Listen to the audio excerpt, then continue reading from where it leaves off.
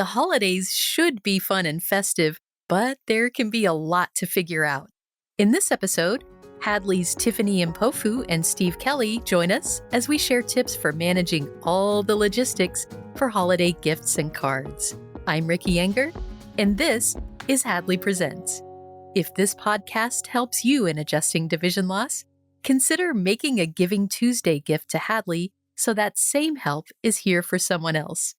Visit hadleyhelps.org/givingtuesday or call 800-323-4238. Welcome to the show. Hey, Ricky. Thanks, Ricky. It's amazing to have you both. It's been a while, hasn't it? It has, but it's always a good time when we all get together. Yes. So that is Tiffany Mpofu, one of our amazing practical help specialists. And also we have Steve Kelly. Why don't you give a shout out, Steve? Hey, everyone. Great to have you both. And we are talking about holiday gifts and cards today. So kind of trying to talk through some of those logistics that might be making you say bah humbug because it feels really stressful. And we just want to take that part of it away and really give some tips and tricks for how you might manage some of this stuff that can be a little tricky with vision loss.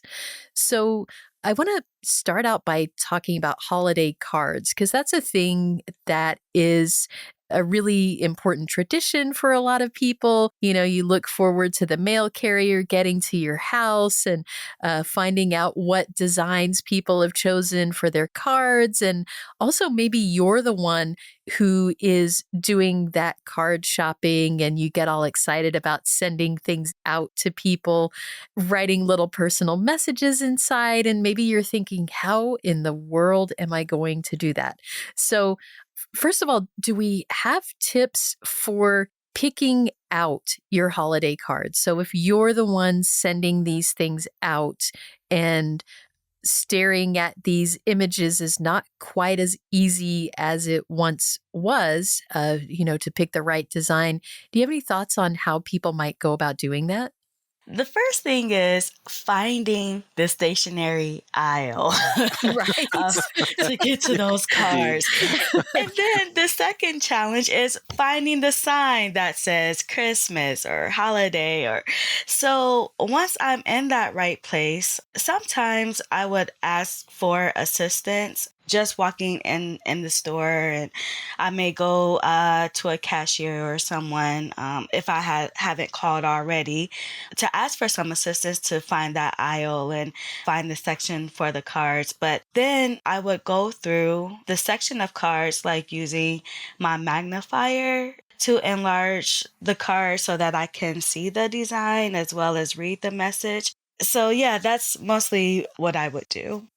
And when you have your magnifier with you, Tiffany, do you typically have one of the small handheld lenses, or do you have more of a digital thing that you can kind of change the colors on it and things like that? Which thing do you find most helpful? The digital one for sure. Because I can enlarge it as much as I need. And as well too, sometimes when it comes to the messages inside the card, sometimes the print is pretty fine or like has thin lines. So being able to have the option to change the contrast of the color to see the text a bit better is helpful. That makes a lot of sense. I didn't even think about the fact that you're probably going to have some fancy fonts and stuff like that in those cards. And so, yeah, having a way that you can adjust things on the fly to make it a little easier for you to see. Steve, did Tiffany pretty much cover it, or do you have some tips that you use, or maybe you just shop for holiday cards under duress? Well, there's always a little bit of duress there, but yeah, well, my approach is completely different because I use a service like Snapfish or something where I take a design, usually a photograph or something like that, and do it on the computer. And what's nice about that is because I've got magnification on the computer, I can pretty much decide what I'm going to do, what I'm going to say, and it's a little bit easier to see. That said, if I was in a store, I would probably do very much what Tiffany did. I'd approach the aisle with a pocket magnifier in one pocket and my phone in the other. And if I couldn't do it with the magnifier, I would then open up the phone and use the camera on that to check out the design or the verbiage inside. But I find what I've been doing for the last couple of years with the online service works really well for me. And then they just send everything. So what about putting those personal messages inside the card? Is that kind of what you do, Steve? Is when you're doing it online, you can actually just type that stuff in instead of needing to handwrite it or whatever. Is that right? Oh, no. No, No? no, no, no, Uh-oh. not at all. No, Okay. that's just one of those tricky things where I've got a nice, pair of Eschenbach readers that are pretty high strength, 6 or 8X, and, in the past, I've also used something like, I was doing a review of the, Patriot Vision Viewpoint, which is, a pair of wearables, and they magnify, and those were great in the sense that, I have the card open, and usually what I do, Ricky, is I use a block print. Now, I used to have really good script that I was always so proud of, but I had to give that up about 10 or 15 years ago. So I just do it in block print. And, for some folks, maybe getting a writing guide would be a helpful thing to do. And they can just put that on the card and do the same thing if they want to do, that personalized handwritten thing. What about you, Tiffany? Do you do what Steve does, where you have a something that you're wearing in order to help you see it better, or do you have a different way of doing the personal messages or addressing the envelopes or whatever? Yeah, I do something just a little bit different. When I have a card, I would write a message on the blank side of the card. It wouldn't be a script, it would also be a bit large print. So I kind of think about what I want to write first, and then I'll write the message, but I would sign my name in script. One more idea, too, I wanted to mention is that in the past, and sometimes I still do it, I would buy a box of greeting cards. This way, I can do everything using my video magnifier at home. I can see the design of the card, and I can also read the message clearly.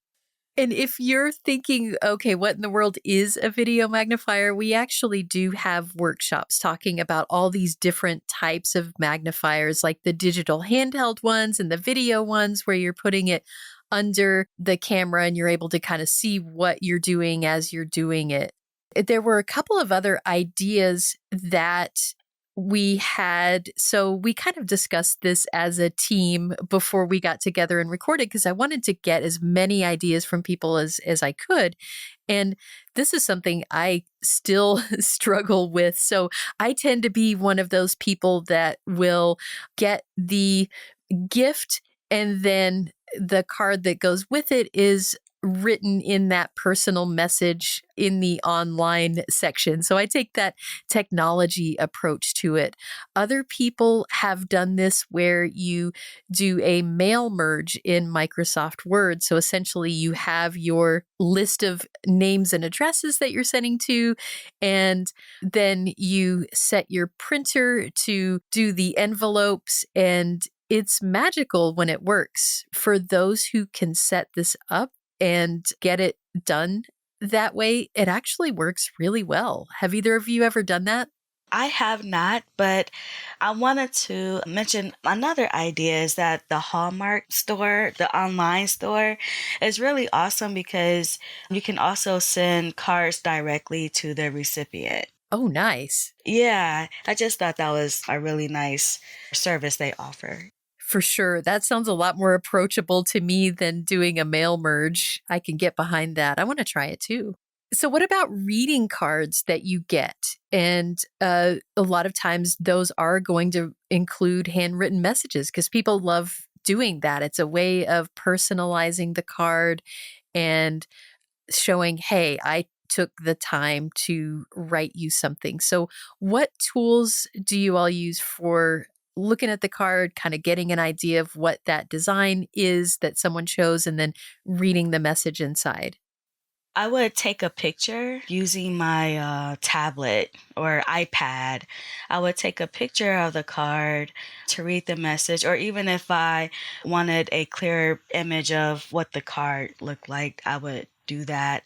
Also, too, another way is that I would use my phone. I would use the magnifier on my phone to pretty much do the same thing, enlarge what I need to see. But of course, that tool, Seeing AI, I also use that as well for reading messages. And that has become my primary way of doing things now when reading cards.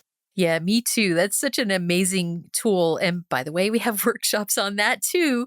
But this is a tool that you can use. It's using the camera on your smartphone to read things aloud to you. And so it's not just print, it can also be handwritten messages. And it's awesome. And you can take a picture and get it to describe the card for you. So it's super cool.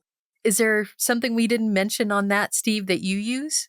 I've got a similar approach. I usually start out with a handheld magnifier and then I move on to seeing AI or Google Lookout. Sometimes though I'll just use the camera on the phone, but this year I'm thinking about trying the Meta glasses for some of this because I think that might work pretty well. I don't know how well they worked with handwriting, but I have a feeling, I mean, seeing AI does pretty well with handwriting, as does Lookout. So I'm going to guess they do as well. That is just a lot of great tips for kind of figuring out holiday cards, both choosing them and addressing them and reading them and all that stuff. Gifts are a whole other thing, and they too have just this pile of logistics that you got to figure out. So, when it comes to shopping for gifts, I mean, there's a lot to think about. So, sometimes you might know exactly what you want to get someone, but sometimes there is that process of like strolling through the store and something catches your eye and you think, oh, that would be perfect for so and so. And what do you do when that isn't really an option for you? Do you have a system where you're walking the aisles and maybe it's not as easy for something to catch your eye, but are you still kind of seeing some things, or is it maybe it's even just the signs on the aisles like, oh, down this aisle is candles or whatever, and maybe that gets you thinking? Yeah, so what I typically would do is once in the store, I'll start in one department or section of the store. So I may start in clothing. And what I will do is pretty much walk the aisles. So I'll go down and then come back up and go down another one. So, like a zigzag type of pattern. And as I'm doing that, I'm looking for price tags and sizes of different things. And I'll just do that same method throughout the store, one department at a time.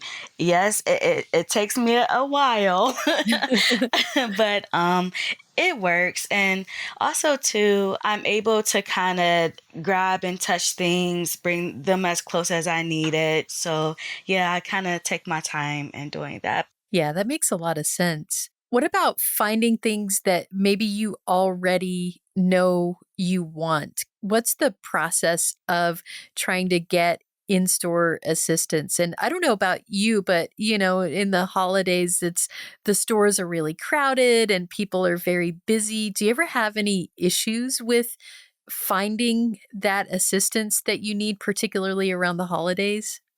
I think with that, it is better, like you mentioned, going in, having ideas because it is so busy.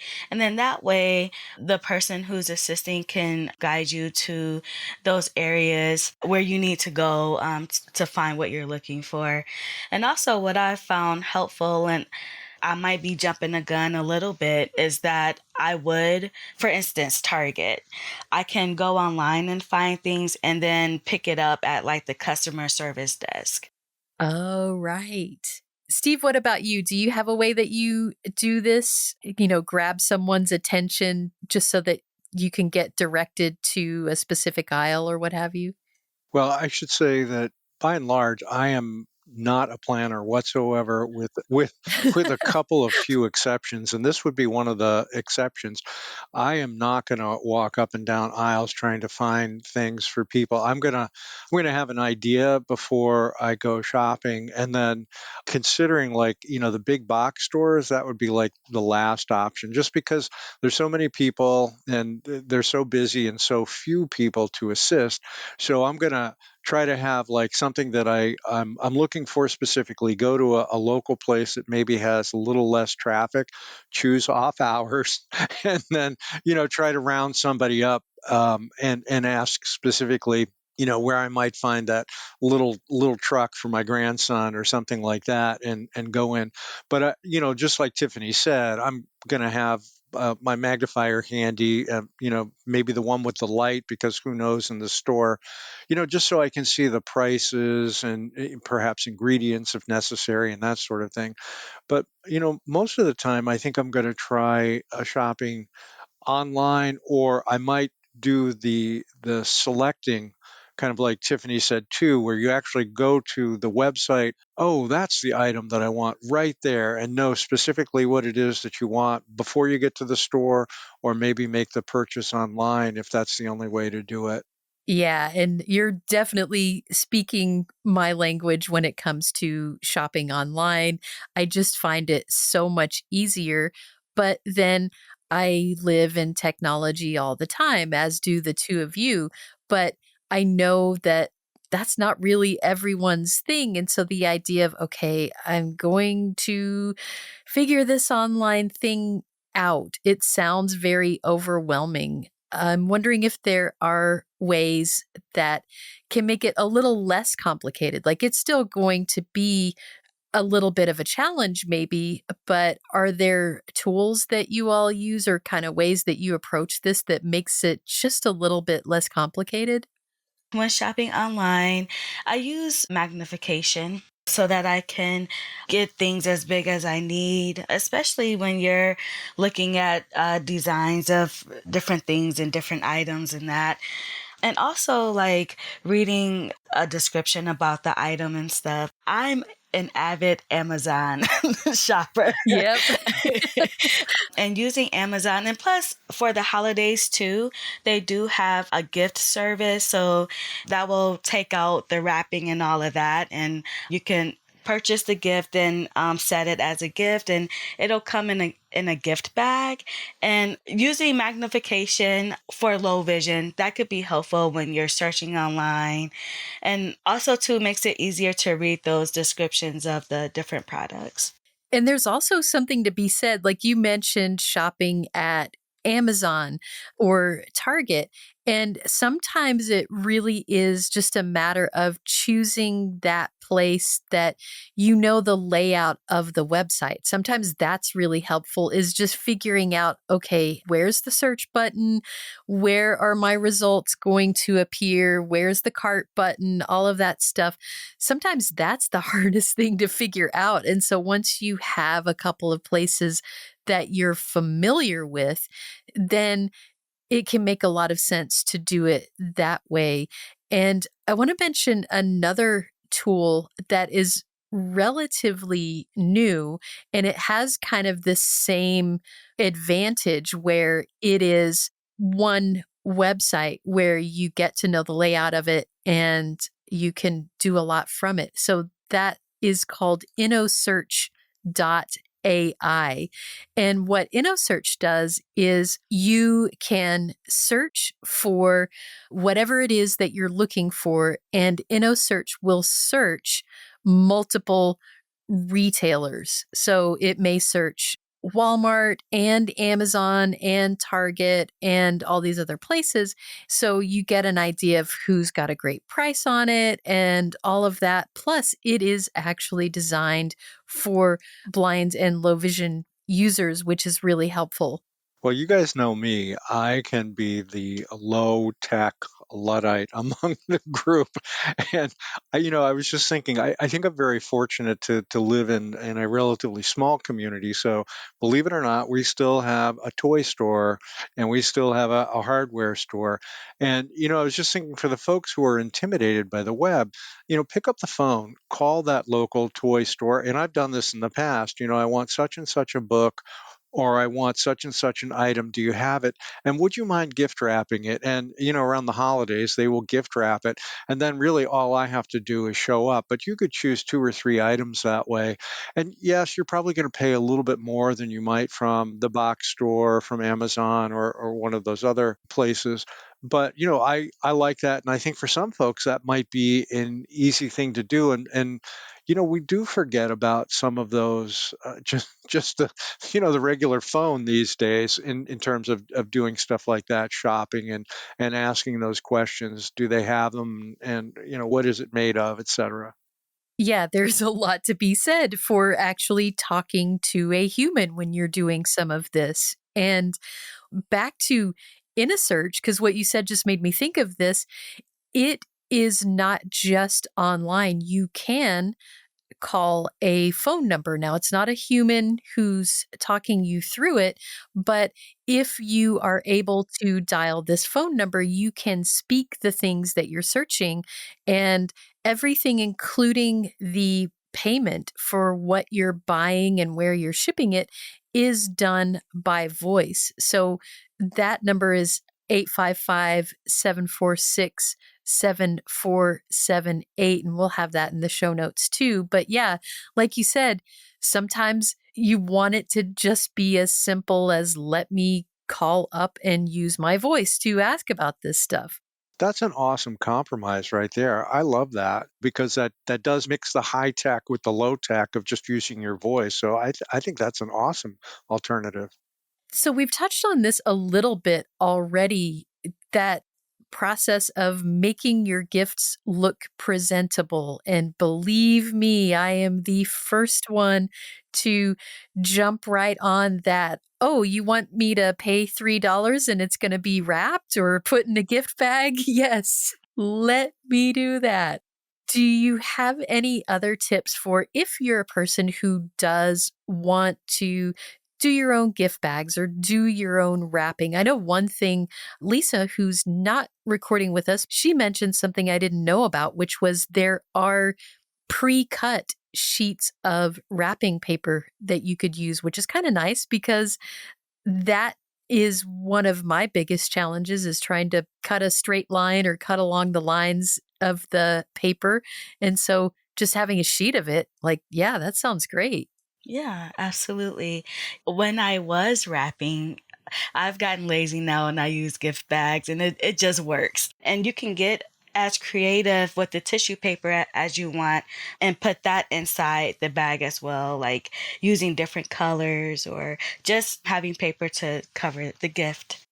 So that actually made me think about something. If you are doing all these gift bags or you're wrapping things or whatever, do you have a system for figuring out, once you have put all this stuff together, okay, which one belongs to which person? Because if you're struggling to either write a label or read the label that you've written or whatever, are there ways that you can kind of get around that? Yeah.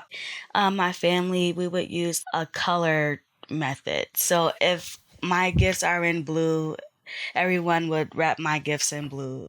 And now most of us use gift bags now. So it's kind of the same method, but also to using designs, right? Because some gifts have different designs on them. So that's another way of knowing who has what. That's a great idea. What do you do, Steve? We just put things like I have a pretty small family, and so mine are all about location, location, location. Everyone has their spot under the tree, so that's kind of how we do it. Or for gifts that are outside just the immediate family, I will do those and organize them in such a way that I remember, oh, this person's was in this part of the closet or what have you and go and grab it. So what do you do? I think it's a combination of both of what you're describing. I too have a small family at this point, so it's not that much of an issue. But like Tiffany, usually what I'll do is I'll label things in large print with a bold marker, and or use like a different tag for different people. Especially when my son was younger and there was more gifts around, each person would have like a different style tag or something, so it was really easy just to tell that way. But then, yeah, around the tree, we generally have just a different spot for folks. Well, I think we've covered a ton of stuff actually, just talking about how to make things presentable, how to figure out which one's yours, how to let the family know which one is theirs in a really kind of inclusive way. So it doesn't have to be, well, they've got to read my writing in order to know which one's theirs. It can just be yours is the Santa design or yours is the green one. So that just works so well. We went through a lot of things, but I'm wondering, is there anything that we didn't really touch on, whether it's just some way that you've made something a bit more accessible for you or something that's just making the holidays a little less stressful for you, figuring some of this stuff out? I would say a lot of pre-planning and preparing in that way, planning ahead. Even if you're planning to go to shop in person or at a store, getting a jump on that before it gets too crazy. And like what Steve mentioned, going on like off times, like going when it's less crowded and you can get the help that you need. Awesome. And what about you, Steve? Anything making the holiday logistics a little less stressful for you? I generally am a last minute person with a lot of things, but one of the things that's dramatically changed, well, a couple things over the years, I tend to start doing a little bit more planning ahead of time and giving myself more time because I know it's just going to take more time for me to do the cards, do the tags, the gift wrapping. By giving myself a little bit more time, which is not my usual way of doing things, I'm able to kind of stay a little bit more in the holiday spirit because we got to remember this is supposed to be fun and, and Right? Yeah. enjoyable, in a family sort of a thing. But Yes. you get all stressed out about some of these things or the extra time it takes you, and then you lose all of that wonderful holiday spirit. It's no good. Yeah. So just planning ahead.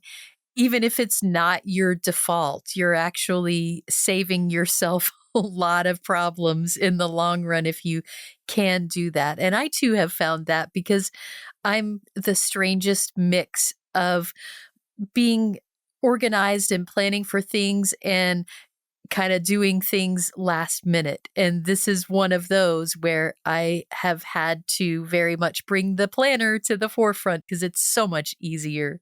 So this has been so cool. I'm feeling much more in the holiday spirit now, actually. I'm feeling like I can tackle some of this stuff. And I'm going to get started right after I drink some peppermint cocoa or something to get me just really in the mood.